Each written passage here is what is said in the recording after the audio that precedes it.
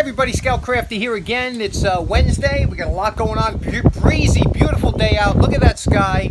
We got a lot going on. Let's get downstairs, upstairs, and let's see what's going on. A couple chores to do today. And do you ever wake up and have it starts off really good? You know, I drink coffee. I wonder if any of you or how many of you drink coffee compared to tea. But you ever have a cup of coffee that's just so good? My buddy Richie used to say, this is the kind of coffee you drop. You know what I'm talking about? You go somewhere and you get that coffee, you say, wow, this is good, and then you drop it or something. Or if you're at a diner or something and you get your coffee just perfect, and the lady comes by, and the waitress, and she tops it off and kind of ruins the mix, especially if you do add like cream and sugar, and all of a sudden you have to go through it again. So you know, little things that really make the day enjoyable. Now, today is one of those days I just want to have fun. You know, a couple jobs I have to do. And let me show you this one hook I wanted to tackle today. This was something I got off eBay. I love these things, and you don't see them too often. You know, I do a lot of, you know, rope work and things like that, and I have a lot of carabiners and stuff, but these are so simple and such an elegant design. You see how that works? And before I show it to you, let me clean it up. You know, we're just going to do a quick cleaning, nothing crazy. So let me clean up and show you how good these are and how they work.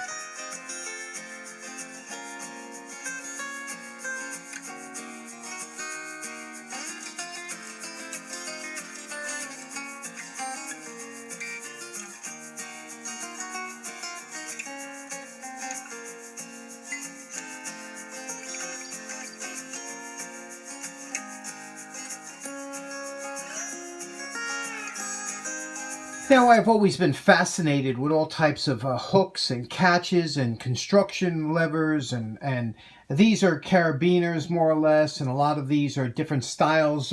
Some are steel, they're made for super heavy duty work, and other ones are lightweight aluminum for climbing, quick release hooks, all different types here. But I've always been fascinated with these because of the mechanical design of them and how they work. You know, how the rope is forced to one end or the other to increase strength. But nothing was so simple as this little hook. Now, you know my favorite part. Remember what this scissor hook looked like before we started. And we're calling this little project done. And like I said, these things were so simple. And what this is called, it's called a scissor hook. Now, you might have either seen these or never seen it before. And you can see here, what makes this one a little bit more special is, you can see here, average break strength, 5,500 pounds. Now, they do make these in a lighter duty version, which is good to about 330 pounds.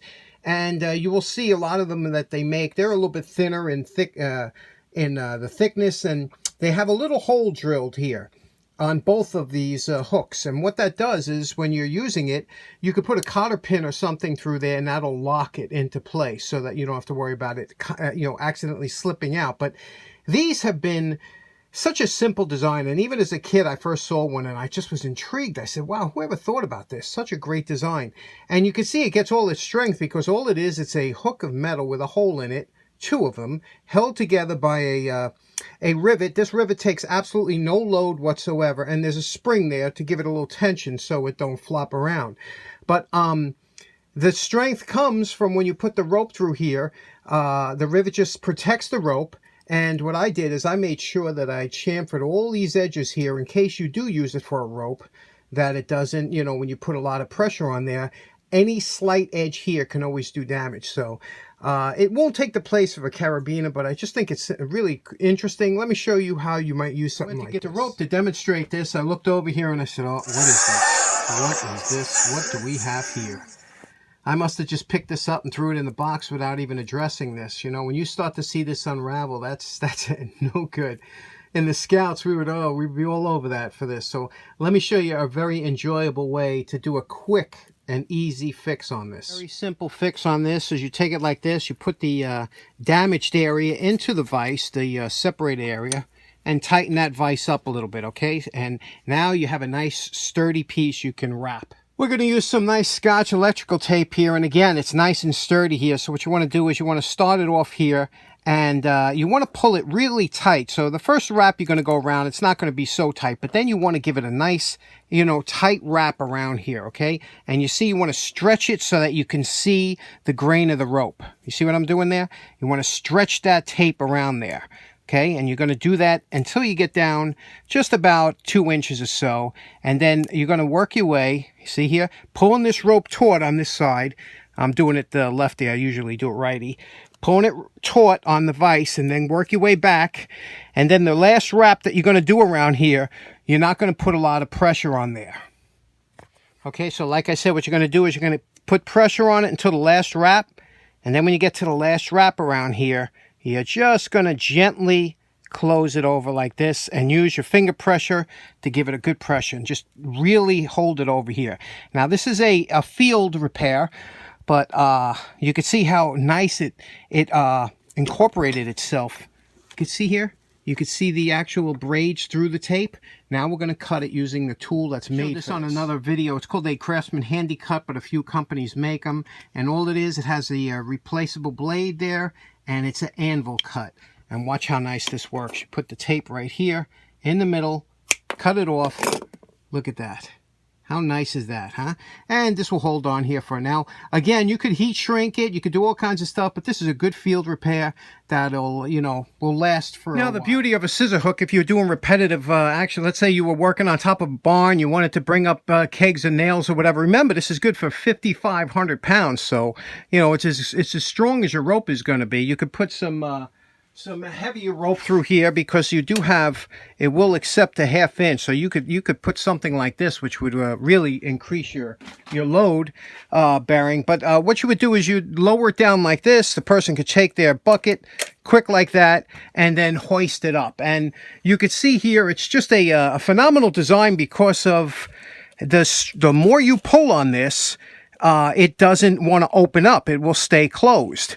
It's just a great design, whereas some of the other hooks, you know, it's a little different. It puts load on the gates, but this is just, it's foolproof. And just wonder if anybody out there ever used these before, ever saw them, because I'll tell you, I've in my travels, I've only come across maybe a dozen of these, and I always pick them up when I see them, but not the light duty ones. I try and get the heavy duty ones like this one. Now, if ever you're doing a job and you have a small piece of heat shrink like this, a lot of people tend to throw them away. I never do, because this is perfect.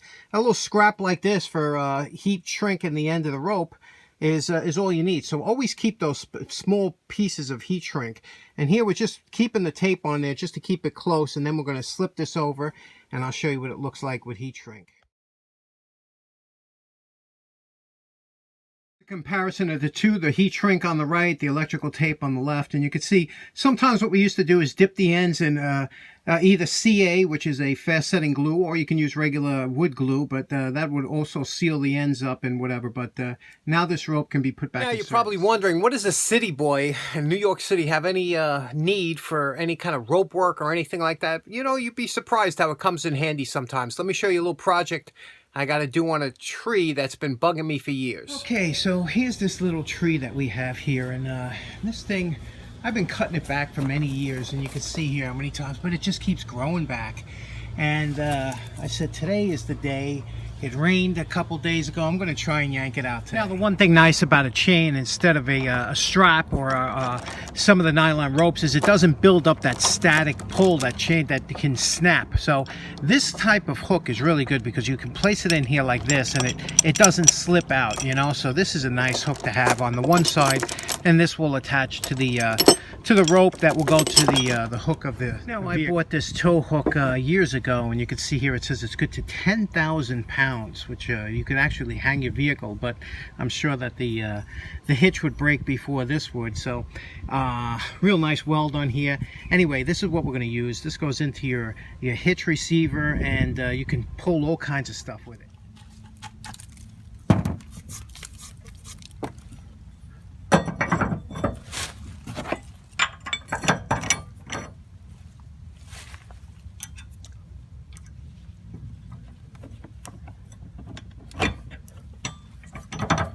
You ever find a pair of gloves that are just so sweet and so soft and so nice that they fit like a glove?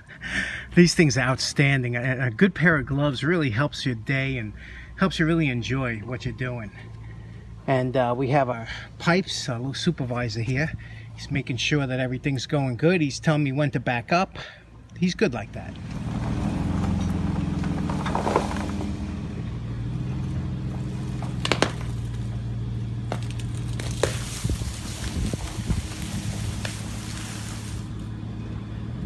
Okay, last up, a lot of you seem to like that little turbine engine we had in the engine video, so I got something that you might like. Let's check it out for show and tell. Okay, next up, I've always been fascinated with air raid sirens and things like that, especially the World War II, World War I, and the hand-driven ones were interesting. So I happened to see this. I think it was on eBay a while ago. It's a Chinese-made version. You can see here. Can you see what that says here?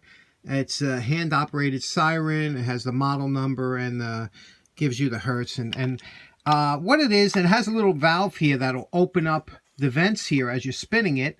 And it's just like those old hand grinders. It's geared here. And you can see what I mean. I'm going to just give it one quick turn. And then when you open this up. So let's bolt it down to the side of my bench and give it a little run. I think it's pretty cool. Okay, now we'll just have it clamped down to the edge of the bench here. I don't know what this does other than open up the valves to make it louder, and I don't know when you would use this or whatever. Let's try it, okay, and see what it does, okay?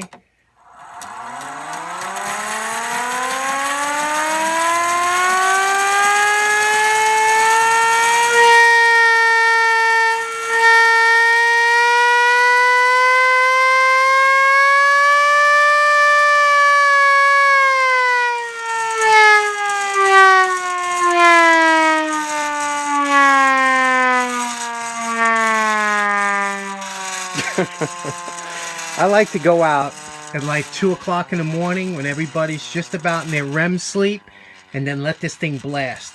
Okay, in closing, thanks so much for tuning in. Hope you have a great day. Take care now. Bye-bye.